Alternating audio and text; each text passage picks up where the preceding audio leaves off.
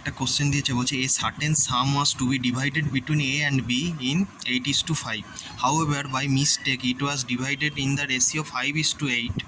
Thus he gets rupees 300 less than his original share. Find the sum. তার মানে আমার ফার্স্টের রেশিও কত ছিল 8:5, তাই নিউ রেশিও কত হচ্ছে 5:8 এখানে কোশ্চেনের অনুযায়ী। তার মানে এবার দেখো এই দুটোর গ্যাপ কত, 5 আর 8-এর গ্যাপ হচ্ছে 3, এই 3-এর ভ্যালুটা বলেছে কত 300, 3-এর ভ্যালু যদি 300, 1-এর ভ্যালু কত 100 হবে, তাহলে 5-এর ভ্যালু কত হবে 500 আর 8-এর ভ্যালু হচ্ছে 800। এবার ফাইন্ড দ্য সাম বলছে, তাহলে 8 আর 5-এ কত 13, 13 ইন্টু 100 করলে কত হচ্ছে 1300।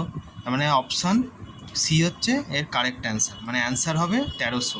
সামটা আমাকে বলেছে, তার মানে এ আর বি এর রেশিওর সাম কত 8 আর 5-এ 13, তা 1-এর ভ্যালু যদি 100 হয় তাহলে 13-এর ভ্যালু 1300 হবে।